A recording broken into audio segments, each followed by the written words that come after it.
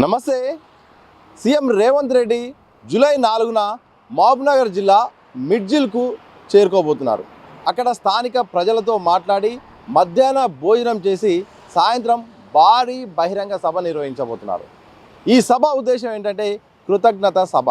నేను మీ దగ్గరికి వస్తున్నాను, మీరు చేసిన త్యాగానికి, మీరిచ్చిన అవకాశానికి ధన్యవాదాలు అంటూ కూడా ఆ యొక్క కార్యక్రమాన్ని కూడా నిర్వహించబోతున్నారు.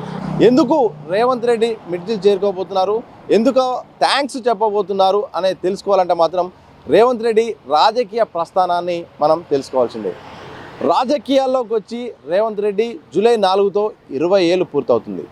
మిడ్జిల్ గురించి ఎందుకు మాట్లాడుకుంటున్నాం అంటే మిడ్జిల్ జెడ్పీటీసీగా ఎన్నికై 2006తో ఇవాటికైతే మాత్రం మొత్తానికి 20 ఏళ్ళు పూర్తవుతుంది. అంటే 2006లో జెడ్పీటీసీ సభ్యుడిగా స్వతంత్ర అభ్యర్థిగా ఆయన పోటీ చేసి విజయం సాధించారు. అక్కడ నుండి రేవంత్ రెడ్డి రాజకీయ జీవితం కూడా ప్రారంభమైంది.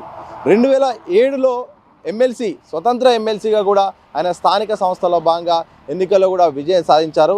అలా మొత్తానికైతే మాత్రం మిడ్జిల్తో తన రాజకీయ అనుబంధం, రాజకీయ ప్రస్థానం మొదలైంది. అలా అంచెలంచెలుగా ఎదుగుతూ, ఒక్కొక్క మెట్టు ఎదుగుతూ కూడా చాలా వేగంగా రేవంత్ రెడ్డి రాజకీయం కూడా సాగింది. అలా జెడ్పీటీసీగా మొదలై, ఆ తర్వాత స్వతంత్ర ఎమ్మెల్సీగా మొదలై, ఆ తర్వాత 2009లో 2014లో అయితే మాత్రం టీడీపీ ఎమ్మెల్యేగా ఆయన యొక్క ప్రస్థానాన్ని కూడా కొనసాగించారు. అనంతరం జరిగిన రాజకీయ పరిణామాల నేపథ్యంలో కాంగ్రెస్ పార్టీలో చేరారు. వర్కింగ్ ప్రెసిడెంట్గా కూడా బాధ్యతలు స్వీకరించారు. అలా 2018 ఎన్నికల్లో మాత్రం ఊహించని విధంగా అయితే మాత్రం ఆయన ఓటమి చవి చూశారు.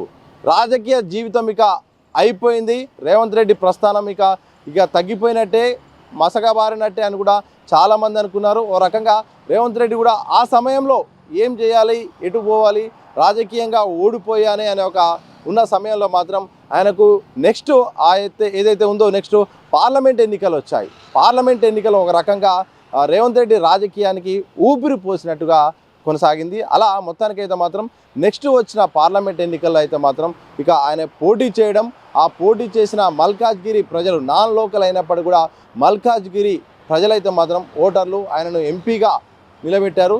నిజంగా అప్పుడున్న పరిస్థితుల్లో మాత్రం కాంగ్రెస్ పార్టీ చాలా గడ్డు పరిస్థితిలో ఉంది, గెలవలేని సందర్భము.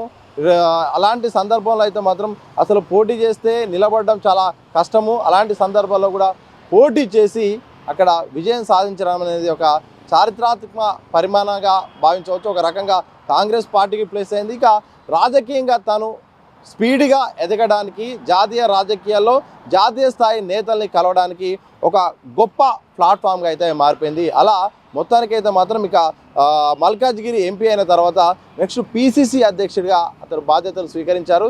ఇక ఇటు అధిష్టాన పెద్దలతో ఎంపీగా అయిన సందర్భంగా ఇటు అధిష్టాన పెద్దలతో నేరుగా సంప్రదింపులు జరిగే అవకాశం వచ్చింది.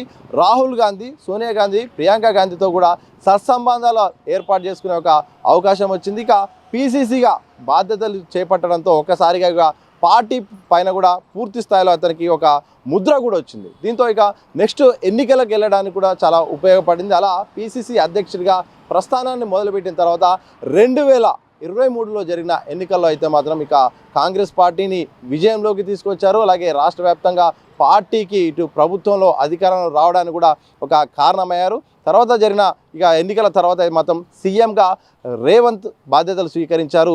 మొత్తానికైతే మాత్రం డిసెంబర్ 7న సీఎంగా బాధ్యతలు స్వీకరించిన తర్వాత దాదాపు 2.5 సంవత్సరాలు అయితే మాత్రం ఇంకా కొనసాగుతున్నారు. ఇలా మనం చూస్తున్న బ్యాక్గ్రౌండ్లో సెక్రటరియట్లో అయితే మాత్రం ఆయన ఈరోజు సీఎంగా కొనసాగుతున్నారు. ఇలా మొత్తానికైతే మాత్రం రేవంత్ రెడ్డి రాజకీయ జీవితం అనేది మాత్రం కాస్త ఆసక్తికరంగా ఉంటుంది. ఒక్కొక్క ఆయన వేసిన అడుగు, ఆయన తీసుకున్న నిర్ణయాలు అయితే మాత్రం చాలా వ్యూహాత్మకంగా అందరినీ కూడా ఆశ్చర్యానికి గురి చేసే అవకాశం ఉంటుంది. ఎందుకంటే ముందుగా ఇండిపెండెంట్గా జెడ్పీటీసీగా గెలవడం, ఇండిపెండెంట్గా ప్రధాన పార్టీలు పోటీలో ఉన్నా కానీ తన రాజకీయ చతురస్రాన్ని కూడా ప్రయోగించి, వ్యూహాన్ని కూడా ప్రసరిసి ఎమ్మెల్సీగా గెలవడం, ఆ వెంటనే అంటే బ్యాక్ టు బ్యాక్ ఒక్కొక్క ఏబీపీ కార్యకర్తగా మొదలై ఆ తర్వాత స్వతంత్ర అభ్యర్థిగా రాజకీయాల్లోకి రావడం, ఆ తర్వాత టీఆర్ఎస్ పార్టీ, ఇప్పుడు బీఆర్ఎస్ పార్టీలో అప్పుడు టీఆర్ఎస్ పార్టీలో ఉండడం, ఆ తర్వాత 2009లో టికెట్ ఆశించి టీఆర్ఎస్లో భంగపడి 2009లో కొడంగల్ నుండి ఇక శాసనసభకు ఎన్నిక కావడం, ఇవన్నీ కూడా మొత్తం కూడా రాజకీయంగా అతనికి ఒక్కొక్క అడుగు కూడా ఎదిగే అవకాశం వచ్చింది.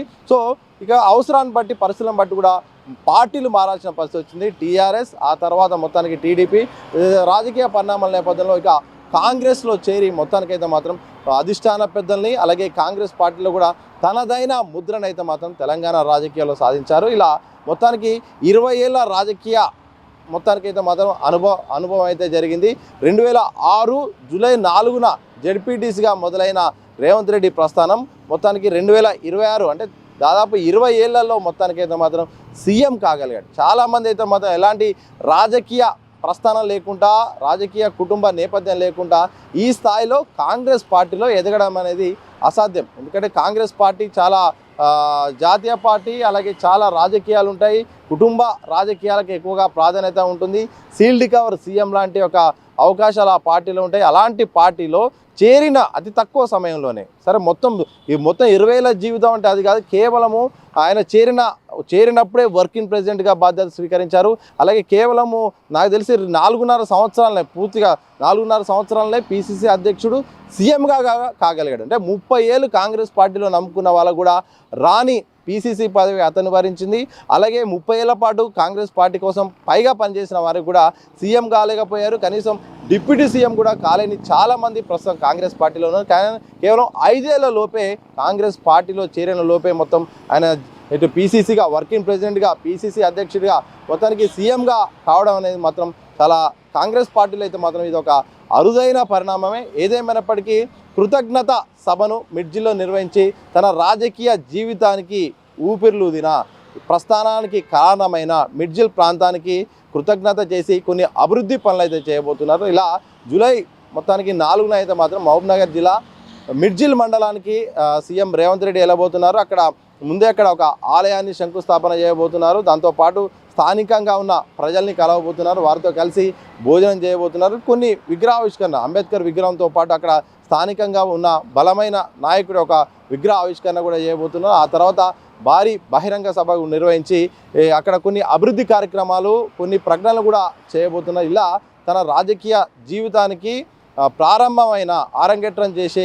అవకాశం ఇచ్చిన మిడ్జిల్కు ఏదో ఒకటి చేయాలి, అలాగే ఇచ్చిన రుణాన్ని తీర్చుకోవాలి, అలాగే కృతజ్ఞతను చూపించాలని రేవంత్ రెడ్డి జూలై 4న అయితే మాత్రం మహబూబ్నగర్ జిల్లా మిడ్జిల్ పర్యటన అయితే చేపట్టుకున్నారు. ఇలా మొత్తానికైతే మాత్రం 2006లో జెడ్పీటీసీగా రాజకీయ జీవితం ప్రారంభించిన రేవంత్ రెడ్డి 2026లో 20 ఏళ్ళు అవుతుంది. 27 మాత్రం మొత్తానికైతే మాత్రం సీఎంగా బాధ్యతలు చేపట్టి తెలంగాణ రాజకీయాల్లో తనదైన ముద్ర వేసుకున్నారు. చూడాలి మరి నెక్స్ట్ ఏమవుతుంది. 20 ఏళ్లలో అయితే మాత్రం చాలా శరవేగంగా రాజకీయాల్లో వృద్ధి సాధించిన రేవంత్ రెడ్డి రాజకీయ జీవితం మరి భవిష్యత్తులో ఎలా ఉంటుంది.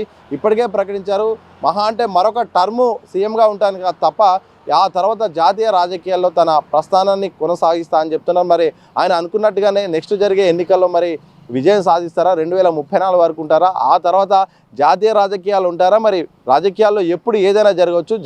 జరిగే పరిణామాలను బట్టి కూడా కొన్ని రాజకీయ భవిష్యత్తులో ఆధారపడి ఉంటే మరి రేవంత్ రెడ్డి ఇప్పటివరకు విజయం సాధించారు, చాలా విజయవంతంగా ముందుగా అడిగేశారు. ఆయనకు అన్నీ కూడా కలిసి వచ్చాయి. సంక్షోభాలను కూడా తనకు అనుకూలంగా మలుచుకున్నారు. తనపై వచ్చిన కేసుల్ని తట్టుకోగలిగారు. అలాగే సామ దాన వేద దండోపాయాలను కూడా అన్నీ ప్రయోగించి కూడా తను ముందడుగేశారు. కాంగ్రెస్ పార్టీ లాంటి ఒక అతిపెద్ద పార్టీలో కూడా అన్నిటిని తట్టుకొని, కేసుల్ని తట్టుకొని అంతర్గత రాజకీయాలను కూడా నెట్టుకుంటూ పోతూ, ఎవరైతే అడ్డుగా మారారో వాళ్ళను కూడా తన్నుకుంటూ పోతూ, మొత్తానికైతే మాత్రం ఇటు ప్రత్యర్థులను తట్టుకుంటూ సొంత పార్టీలో బలం పెంచుకుంటూ మొత్తానికి ఒక బలమైన వ్యక్తిగా, అధిష్టానం అత్యంత నమ్మదగిన వ్యక్తిగా రేవంత్ రెడ్డి ప్రస్థానం అయితే ప్రస్తుతం కొనసాగుతుంది. కానీ భవిష్యత్తులో ఎలా ఉంటుందనేది మాత్రం జరిగే రాజకీయ పరిణామాలను బట్టి ఆధారపడి అయితే మాత్రం ఉండబోతుంది. ఏదేమైనప్పటికీ రేవంత్ రెడ్డి రాజకీయ జీవితం అయితే మాత్రం జూలై 4తో 20 ఏళ్ళు పూర్తవుతుంది.